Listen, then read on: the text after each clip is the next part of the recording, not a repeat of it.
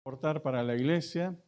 En ese sentido, estamos empeñados en poder levantar. Estamos teniendo 6 obras en este momento trabajando, ¿no? Levantando 6 obras juntas. Es un esfuerzo inmenso para una iglesia que no es tan grande realmente. Así que estamos levantando en Guaycondo, en Aspapuca está casi terminado, pero hay varios proyectos también ahí por hacerse. En Bahoma se está trabajando fuerte también para poder mejorar el templo, mejorarlo, tenerlo ahí en condiciones para poder adorar a Dios. Pronto va a llegar la luz eléctrica también ahí.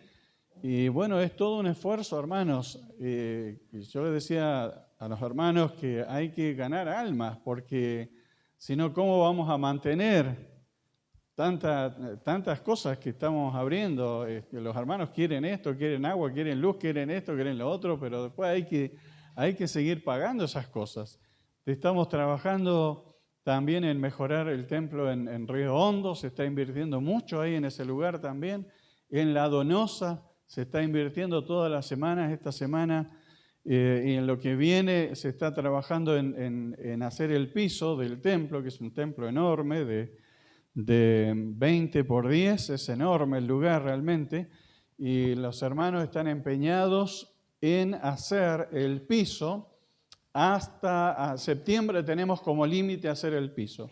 Si vos tienes una bolsa de cemento que sabes que se te va a secar ahí porque no la vas a usar, o tienes una obra y se terminó esa obra y te quedó una bolsita de cemento o de cal, entonces dónala para La Donosa, porque el trabajo que hay que hacer ahí es enorme también. En este momento se está haciendo la puerta, una puerta metálica, ya está apagada, así que se está haciendo también para poder tener la puerta, ¿no? Y realmente vamos a ver un gran avance, hermanos, en la primera actividad que tengamos saliendo del invierno ahí en La Donosa.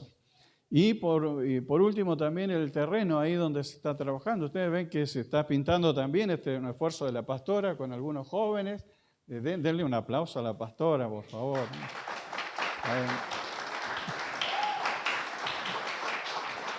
No quiere aplauso, pero hay que apoyarla porque le falta un poquito más. Así que no queremos que se desanime y diga hasta aquí nomás y después nos queda el resto con el color antiguo. Así que estamos por todos lados tratando de mejorar, de levantar, de hacer nuevos desafíos. Y los hermanos de Guaycondo son los que más atrasados están en este momento porque obviamente es la obra más nueva, pero están con una locura tremenda de levantar ahí un templo también. Pero como les digo, les vuelvo a repetir, si no hay crecimiento de almas, no sirve de nada que nosotros hagamos miles de edificios por todos lados, ¿sí?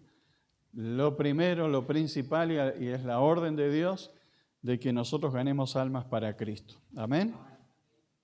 Bien. Ya buscaste ahí Primera de Reyes capítulo 18, ¿verdad? Lo tienes ahí. Dice la Biblia, pasados muchos días vino palabra del Señor a Elías en el 3er año diciendo, ve, muéstrate a Acab. Acab era el rey, y yo haré llover sobre la faz de la tierra. Fue pues Elías a mostrarse a Acab, y el hambre era grave en Samaria. Y Acab llamó a Abdías, su mayordomo, y Abdías era en gran manera temeroso del Señor, porque cuando Jezabel destruía a los profetas del Señor, Abdías tomó a 100 profetas y los escondió de 50 en 50 en cuevas y los sustentó con pan y agua. Y dijo pues Acab a Abdías, ve por el país a todas las fuentes de aguas y todos los arroyos, a ver si acaso hallaremos hierba con que conservemos la vida de los caballos y las mulas, para que no nos quedemos sin bestias. Y dividieron entre sí el país para recorrerlo. Y Acab fue por un camino y Abdías fue separadamente por otro. Bueno, así cuenta, y vos podés seguir leyendo en tu casa, cómo enfrentaron ellos el problema de la sequía, de la falta de alimento, de la falta de lluvia. Hubo momentos en la historia de Israel que se comían unos a otros, que había canibalismo. Hubo un tiempo en la época de Salomón que 2 mujeres se comieron a un niño. Era terrible, hermanos, en las épocas de sequías, en las épocas difíciles en Israel. Pero eso no era por casualidad, no era el efecto niña, el efecto niño, todas esas cosas que hoy los explicamos meteorológicamente, sino que había ahí detrás otras cosas. Cada vez que el pueblo de Dios se rebelaba contra Dios, la consecuencia era inmediata en el entorno, de manera que se secaba el cielo, no había alimentos, no había animales, no había forma de subsistir. Y tenemos ahí otro de los antecedentes ahí en Primera de Reyes, en que claramente está relacionado la presencia de Jezabel ahí en Lorenzo.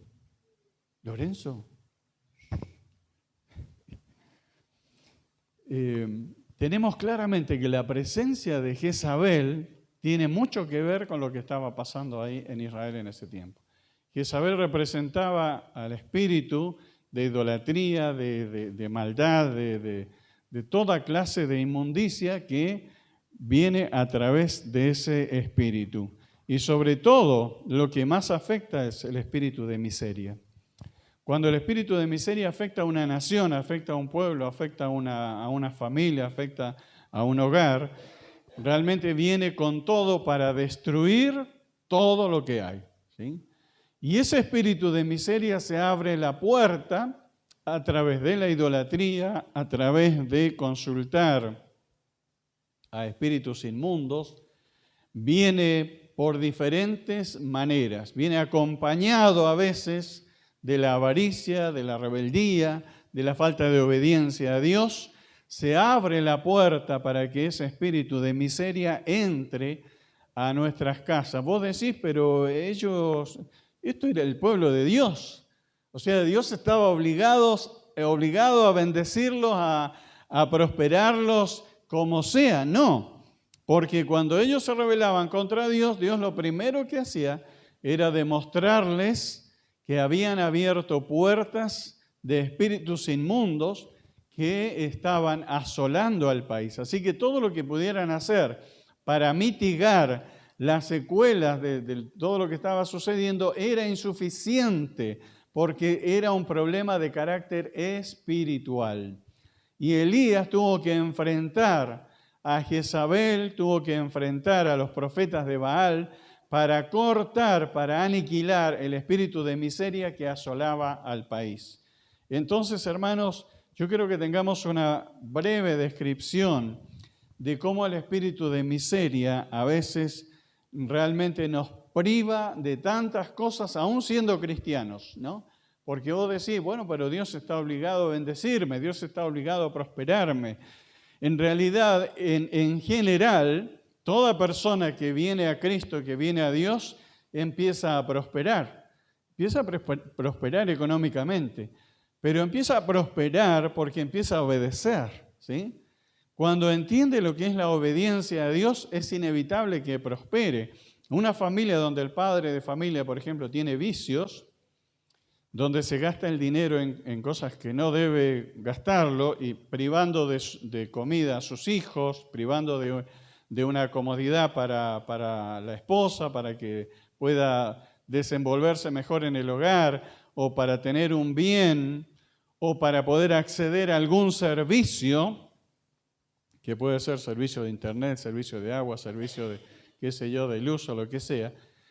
Esa persona, cuando viene a Cristo y empieza a obedecer a Dios, obviamente que tiene un montón de recursos ahora que los va a asignar al bienestar de su familia. Y es increíble, ustedes tienen ejemplos aquí en la iglesia que son muy reveladores de personas que cuando han venido a Cristo han empezado inmediatamente a progresar, a crecer en lo económico, para darle un bienestar a la familia, educación a sus hijos, cosa que por supuesto que nosotros lo vemos con mucho gozo, con alegría. Porque la otra vez, por ejemplo, yo dije algo que se interpretó mal. Yo dije, hermanos, si ustedes no dan, yo no me hago problema porque Dios me da igual, pero yo no lo estoy diciendo como una maldición para el que no da, sino todo lo contrario. A mí me pone contento que Dios lo siga bendiciendo igual, porque lo que estoy diciendo es que a mí no me va a afectar, ¿me entienden? Es eso, nada más, no hay una doble interpretación de eso. A mí no me va a afectar porque Dios nos sigue sosteniendo igual. Dios abre otra fuente de recursos. Cuando una persona retiene y no quiere o no puede o lo que sea, o no tiene la fe suficiente para poder acercarse al alfolí, entonces Dios abre otras fuentes de recursos para cubrir cuando a veces la iglesia o los hermanos no tienen la fe suficiente en el Señor. Entonces, ¿por qué? Porque hay un momento en la vida que uno tiene que rechazar el espíritu de pobreza y desecharlo de su vida. Amén. Estamos ahí, me están escuchando, ¿verdad? El espíritu de pobreza es terrible, hermanos, es terrible, es un flagelo, ¿sí? Y es un flagelo que no viene del pastor, ni de la iglesia, ni de Dios. Cuando uno quiere echarle la culpa al pastor o a la iglesia porque a uno le va mal, está equivocando en quién está enfocando su punto de referencia, porque Dios no tiene nada que ver con el espíritu de pobreza. Amén. El pastor no tiene nada que ver con el espíritu de pobreza. Yo no trabajo con el espíritu de pobreza. Amén. No, porque no es mi negocio, no es lo mío. Yo trabajo con la prosperidad, con la bendición de Dios. Entonces, toda persona que se acerca a nosotros, toda persona que se acerca al Evangelio, a la palabra de Dios y empieza a obedecer a la palabra, inevitablemente va a prosperar. Quiera yo o no quiera, va a prosperar. Quiera un hermano o no, va a prosperar. Se oponga el diablo a que ese hermano prospere, el diablo no le va a poder impedir que prospere, porque es una persona que obedece a Dios y Dios está por encima del espíritu de pobreza y de miseria. Pero sin embargo, vemos como en la Biblia que eran familias que Dios había escogido, el pueblo de Dios escogido para ser de bendición, para que ellos bendigan a los pueblos que están alrededor, ellos siendo el pueblo más afligido, más azotado por el espíritu de miseria, más que otros pueblos alrededor que eran pueblos paganos. Y vos decís entonces, ¿qué está pasando acá? ¿Cómo es posible que el pueblo elegido de Dios esté sumido y bajo la opresión de espíritus de miseria y los otros pueblos no? Entonces es porque realmente cuando Dios se aleja, cuando nosotros le abrimos puertas al enemigo, indudablemente que el enemigo va a venir y va a atacar con todo a las personas y no le va a importar si es hijo de Dios o no. No le va a importar si cantaba en la iglesia, si ora en la iglesia, no le va a importar, porque lo que quiere justamente es entrar a tu vida, entrar a tu casa, entrar en tu negocio y destruirlo todo. El espíritu de pobreza no es de Dios. Amén. No es de Dios. Tenemos que asociar esto a lo espiritual. No es una cuestión meramente económica, no es una cuestión de números, no es una cuestión de dinero, es una cuestión de carácter espiritual.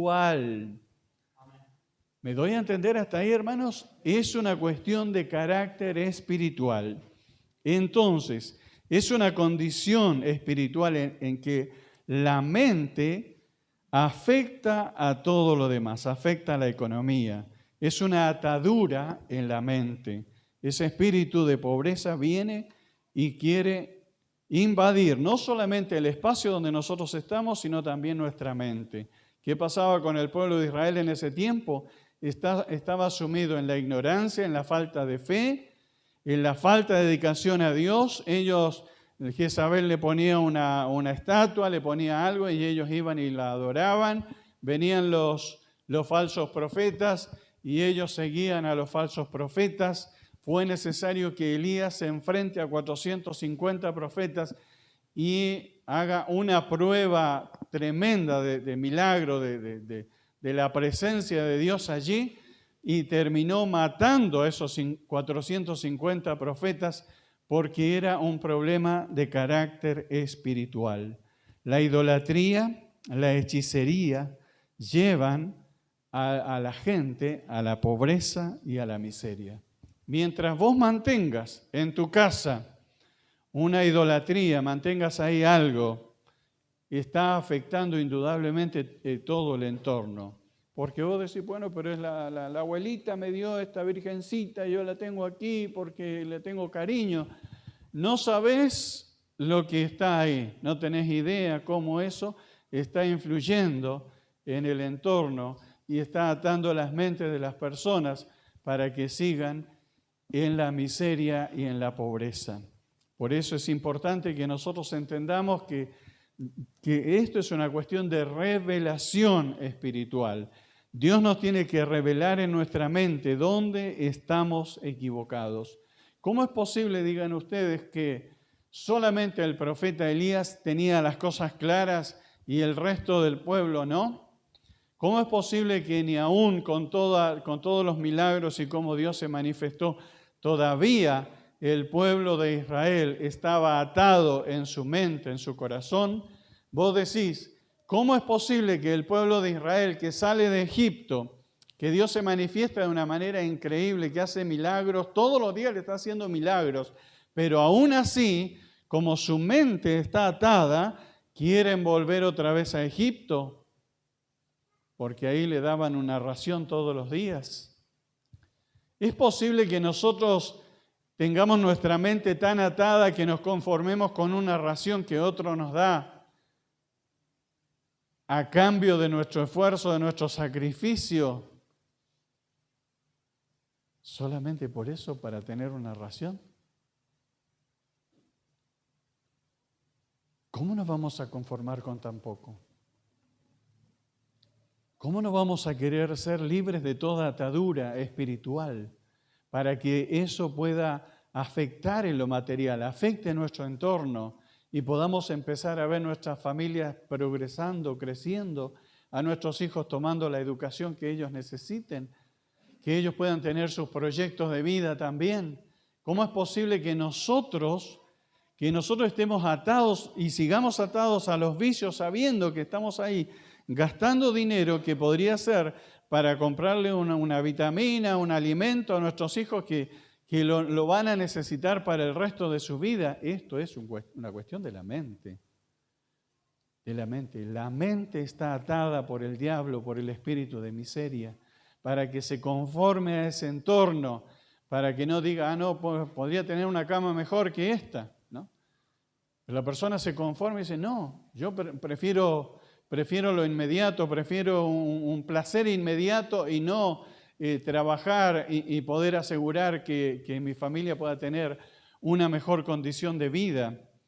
El rol del espíritu de pobreza, hermanos, es quitarte la oportunidad de que vos puedas glorificar a Dios. ¿Qué persona con su mente atada, con su mente bloqueada por el espíritu de miseria, de pobreza, por ese espíritu de vicio que está atando su mente, su corazón, esa persona, ¿ustedes creen que le dé la gloria a Dios? ¿Le da la gloria a Dios? Ese silencio me lo dice todo, ¿verdad? Lo que el espíritu de pobreza y de miseria quiere es mantenernos tristes, amargados, atormentados, disconformes, y a veces mirando con envidia cómo otros son bendecidos, pero no tener la capacidad de poder decir, bueno, así como yo lo miro a esta persona que es bendecida, así también yo quiero imitar su conducta, quiero imitar su obediencia, quiero imitar su pasión por el Señor, su pasión por la obra del Señor. Porque ¿cómo es posible que dedique tanto tiempo al Señor y que progrese? Y que yo que laburo todos los días constantemente no pueda progresar. Entonces, ahí es donde nosotros tenemos que cambiar nuestra actitud, nuestro punto de vista tiene que cambiar. pero no va a cambiar hasta que el Espíritu de Dios transforme nuestras mentes, nuestros corazones. El espíritu de pobreza nos va a tener siempre limitados, nos va a tener atormentados, nos va a tener cautivos. El espíritu de miseria nos va a hacer otro esclavo más del sistema. Y nos va a hacer creer que no es posible levantarse, que no es posible crecer, que no es posible tener una casa mejor, tener un hogar mejor, que no es posible. Vamos a acostumbrarnos y vamos a adaptarnos a esa idea.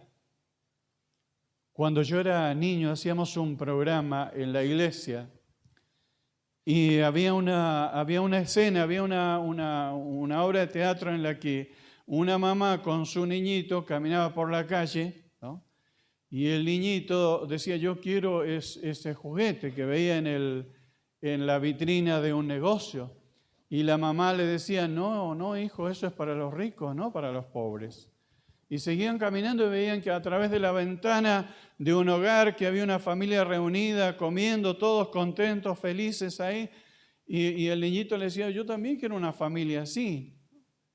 Quiero tener una mesa así, ¿no? Y la madre le decía, eso es para los ricos, no es para los pobres. O sea, ¿qué estamos viendo con eso? Y desde niño eso me quedó tan clavado en la mente, ¿no? ¿Cómo es posible que nosotros nos atemos a nuestra mente para llegar a convencernos de que hay cosas destinadas para ciertas personas y que nosotros nunca vamos a poder acceder a eso? Nunca vamos a poder acceder a un hogar mejor, a tener una familia mejor, a tener una mejor condición de vida.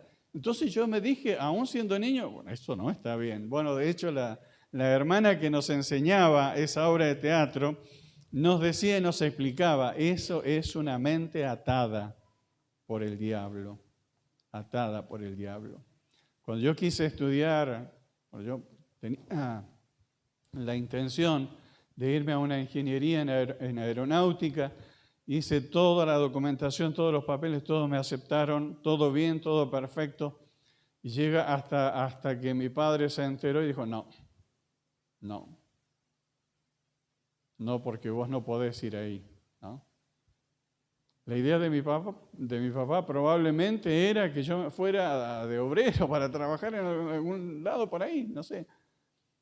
¿Se dan cuenta, hermanos? La mente cuando está atada, cuando está privada, digamos, de esa chispa que solamente el Espíritu de Dios nos puede dar, no vamos a poder creer que para nosotros puede haber una oportunidad mejor. Amén.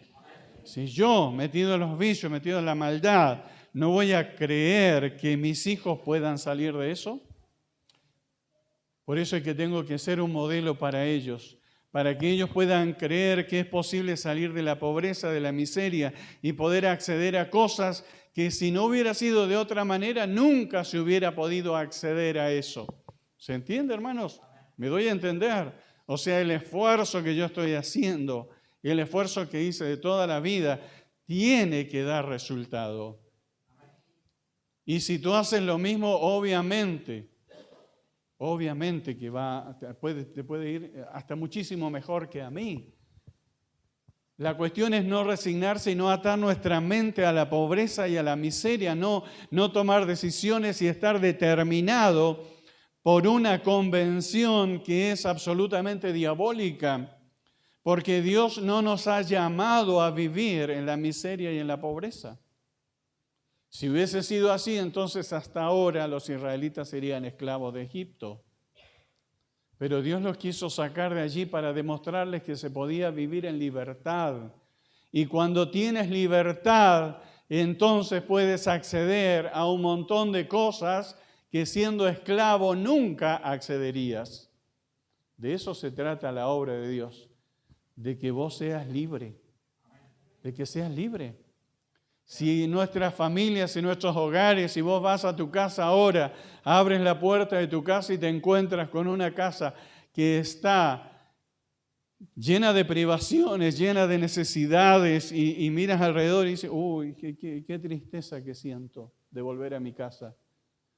qué amargura que siento de llegar a mi casa porque mis hijos están pasando frío, no les puedo comprar una estufa, no les puedo proveer ¿por qué? Porque no me alcanza. Y si mi niño me dice, no tengo frío, ¿y qué le voy a decir? Y aguántate, porque somos pobres y nunca vas a tener una vida mejor. Tenemos que demostrarle que en Cristo podemos ser libres del espíritu de miseria y de pobreza.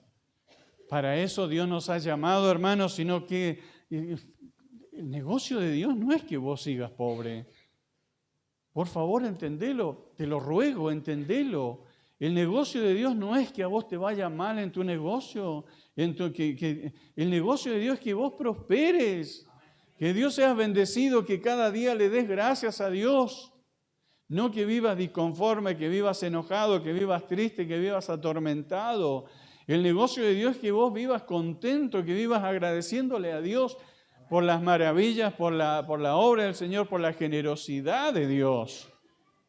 Entonces, ese espíritu de miseria nos hace esclavos del sistema porque llegamos a pensar que nunca vamos a acceder a ciertas cosas que las necesitamos porque está bien. Si yo te digo, yo quiero una Ferrari, pastor, córtela con eso, no está bien. Y obvio que sí, porque es ridículo que yo ande en una Ferrari y que haya hermanos de la iglesia que no tengan ni para una bicicleta, o sea, sería agresivo para ellos. Pero sí, hermanos, yo te diría que Dios quiere que vos seas bendecido, de eso estoy absolutamente seguro. Porque la Biblia me lo dice desde un principio, desde Génesis hasta el Apocalipsis. Quiere que vos vivas las bendiciones del reino, la abundancia del reino, la generosidad del reino. Pero esto está determinado por nuestra obediencia a Dios, por nuestra fe en el Señor. Dios no desparrama bendiciones así como así, porque Dios no es, como le dijera, Dios no es irresponsable. Es decir, yo voy a bendecir a esta persona para que después termine destruyendo toda la bendición que Dios le da. Fíjense ustedes, esta mañana volvíamos a escuchar a mi predicador favorito con la parábola de los talentos, ¿no? Y que haya una persona que esconda los talentos, que teniendo la oportunidad de su vida para poder prosperar, para poder ser bendecido, para poder crecer, para salir de la pobreza y de la miseria, que esconda el talento, eso es algo, ¿en qué mente cabe? En una mente atada, porque sabe quién es Dios, sabe las exigencias que pone y sabía que lo iban a castigar. Pero una persona que dice, yo voy a dar fruto, yo voy a rendir fruto con lo poco que tenga o lo mucho, con los 5 talentos, con los 2 talentos, yo voy a dar fruto, porque ahí está la clave para que vos seas prosperado y bendecido. Con lo poco que vos puedas salir a emprender, salir a confiar en el Señor, salir a creer que Dios te va a respaldar y te va a ayudar y te va a sostener. Eso es lo que necesitamos. Una persona que crea, una persona que obedezca. Entonces, el rol del espíritu de pobreza es que vos en tu vida no se manifieste la plenitud del reino de Dios. El propósito del espíritu de pobreza es que vos nunca experimentes las maravillas de Dios en tu vida.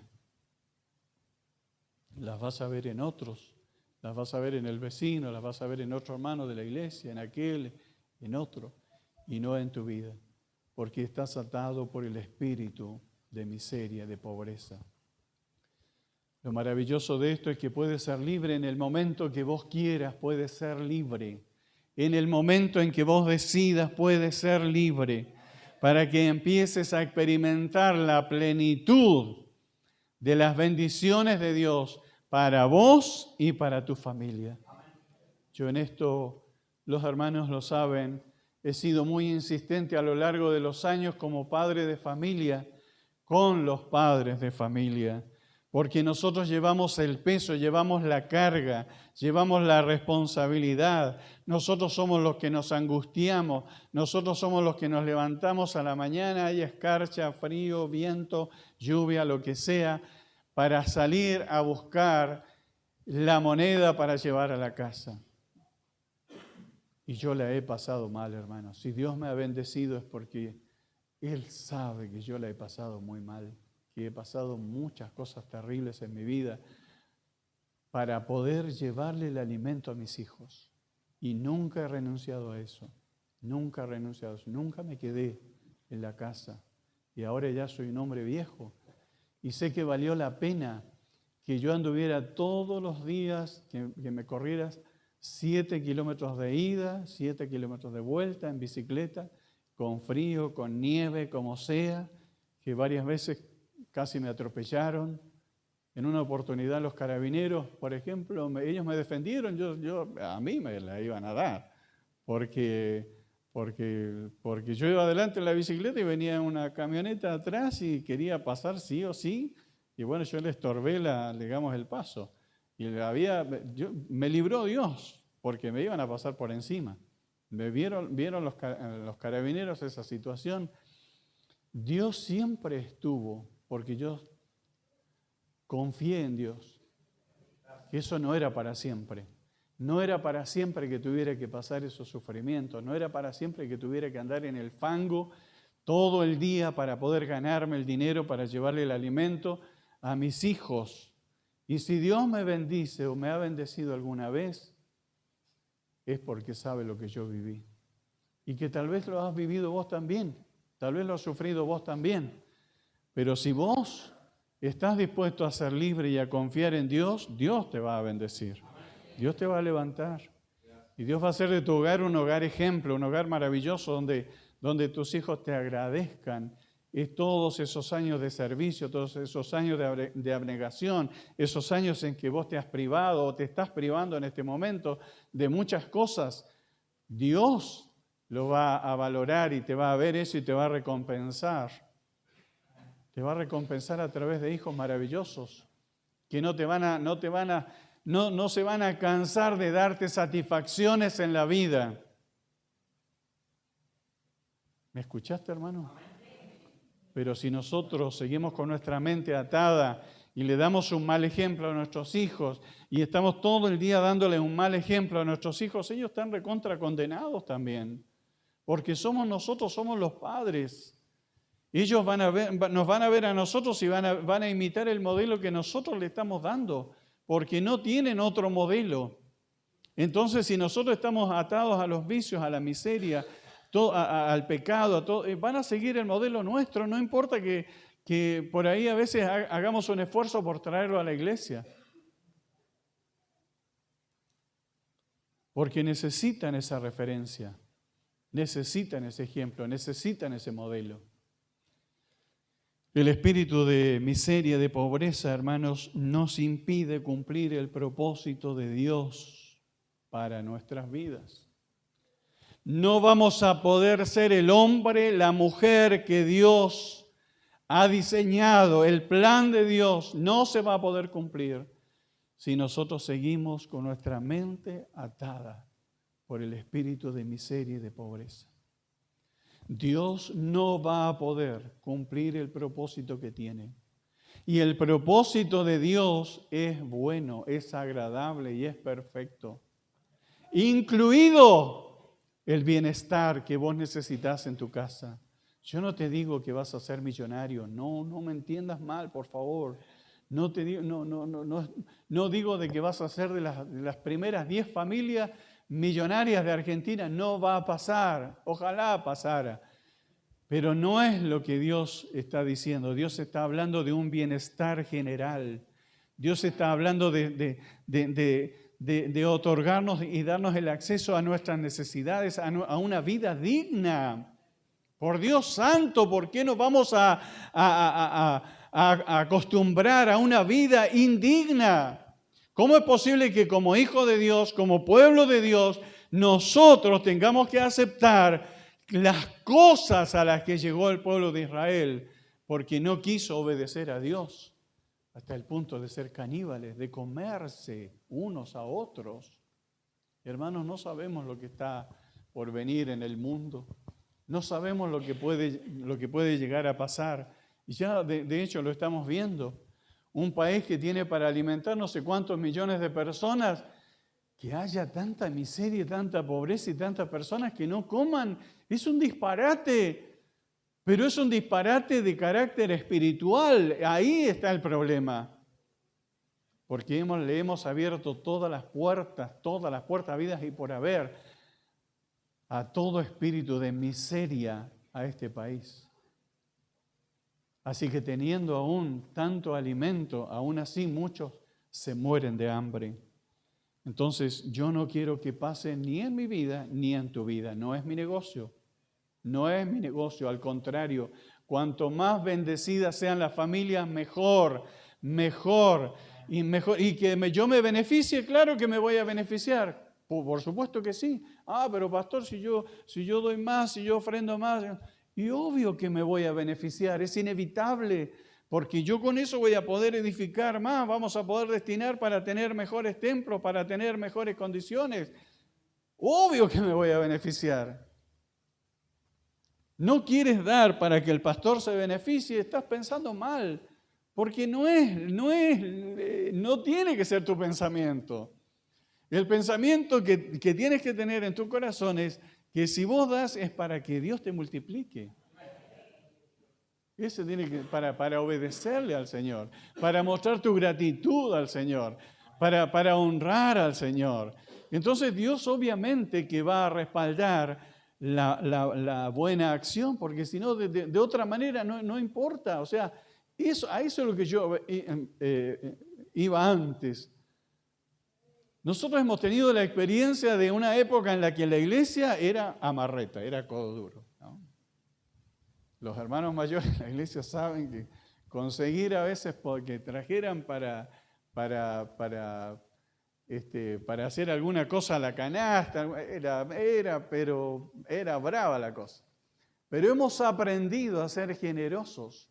Y en la época en la que la iglesia no quería ni sostener la familia pastoral y no quería ni siquiera hacer un agape entre nosotros para no traer, Dios nos daba de otros lados. Dios usaba personas de otra parte para bendecirnos a nosotros. A eso es lo que yo me refiero. Entonces Dios quiere que vos seas bendecido. Yo quiero que vos seas bendecido. Yo quiero que te vaya bien.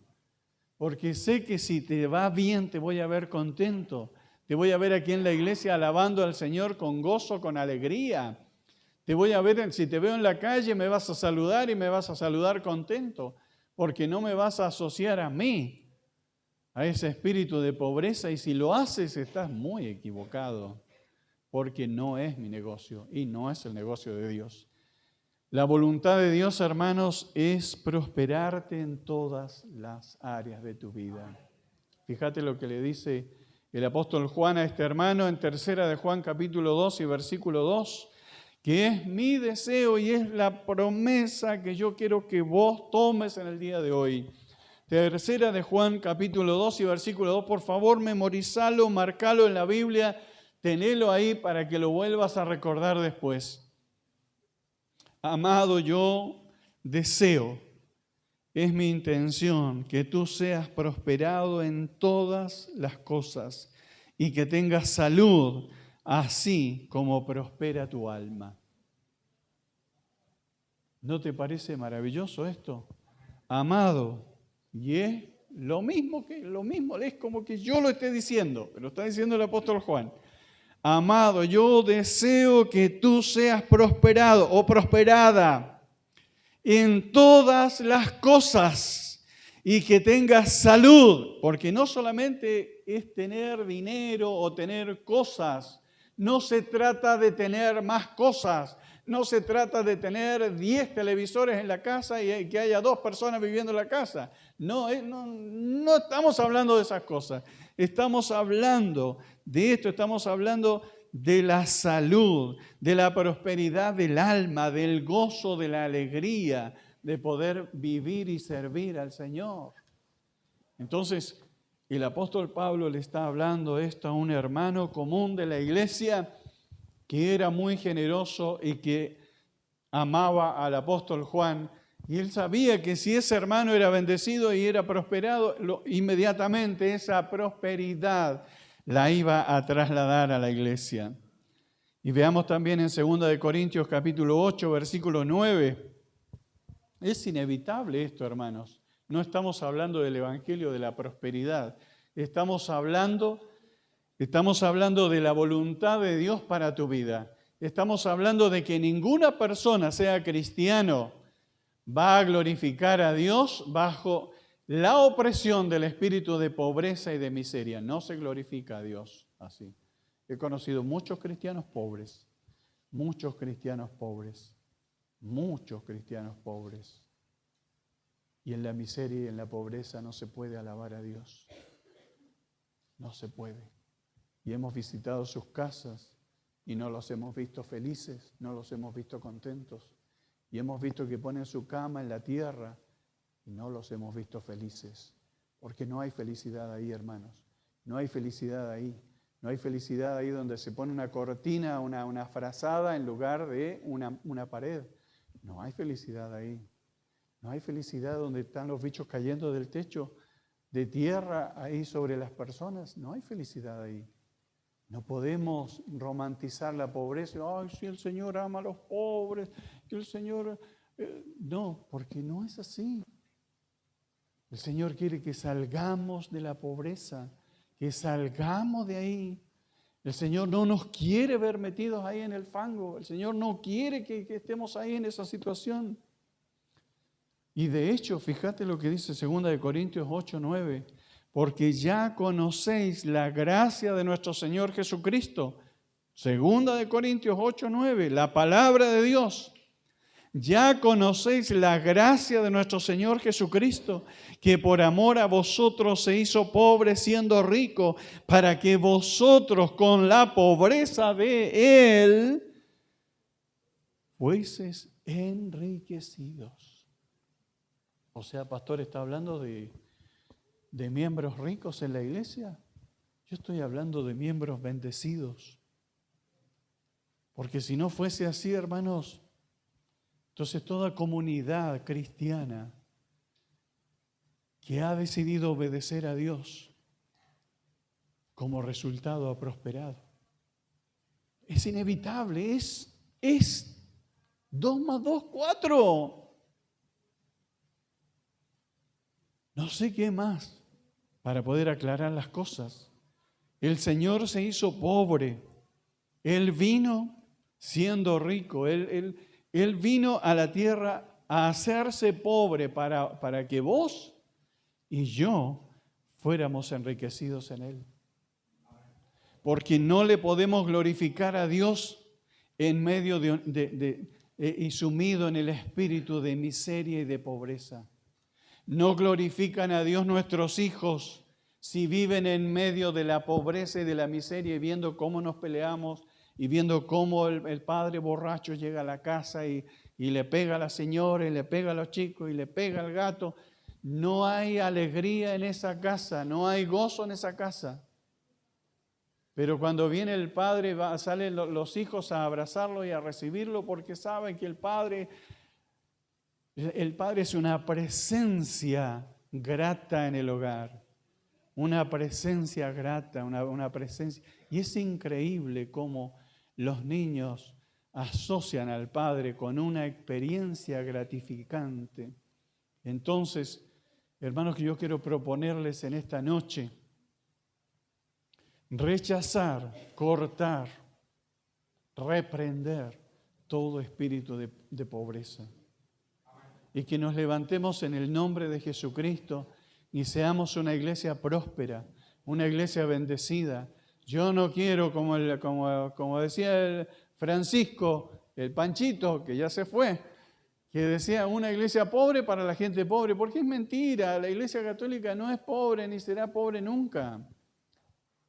pero sí trabaja con la pobreza. Cuanto más pobre sea la gente, mejor para la Iglesia Católica. Y ese no es el propósito de Dios. No. Queremos una iglesia bendecida. Una iglesia bendecida. Hermanos bendecidos para tener una iglesia bendecida. Eso es lo que queremos. Porque después vemos cómo otros creyentes creen a esta verdad y levantan templos impresionantes. Y uno dice, pero ¿cómo es posible que ellos lo hagan?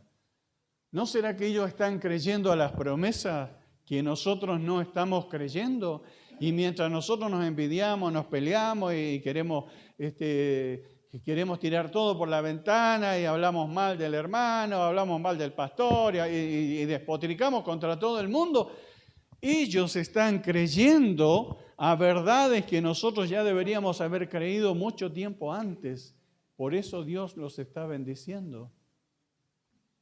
Como iglesia, tenemos que creerle a Dios.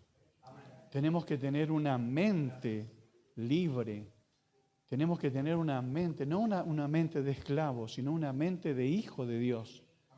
Yo veo y escucho a veces a creyentes, a hijos de Dios que dicen, no, yo no lo quiero molestar a Dios, ¿no? Yo no le voy a pedir un auto a Dios porque no lo quiero molestar a Dios, ¿no? Porque debe estar tan ocupado, ¿no? Yo no quiero pedirle una casa a Dios porque, no sé, se me hace que no merezco pedirle una casa a Dios, pedirle un trabajo bueno a Dios, ¿no? Entonces no accedemos, no queremos acceder porque no le pedimos, porque Dios es un Padre generoso.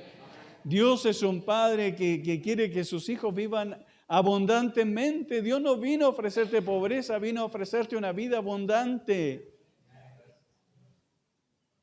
Pero no queremos acceder porque no vaya a ser, no, yo no merezco. Es que no vamos a merecer nunca, hermanos. Si ustedes me preguntan a mí, yo tampoco no merezco, pero Dios me lo quiere dar.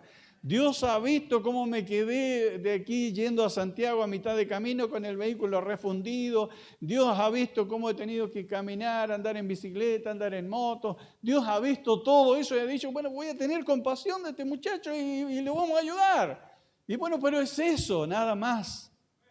Y a veces la gente dice, no, pero... No, dejemos de especular. Es Dios el que desata la bendición sobre tu vida. Es Dios el que te levanta y lo puede hacer ahora, si crees en Él. Y van a ver, vamos a tener una iglesia poderosa, una iglesia donde Dios se manifieste de una manera tremenda. Pero hay que creerlo. No pienses si lo mereces o no, piensa que sos un hijo de Dios, una hija de Dios.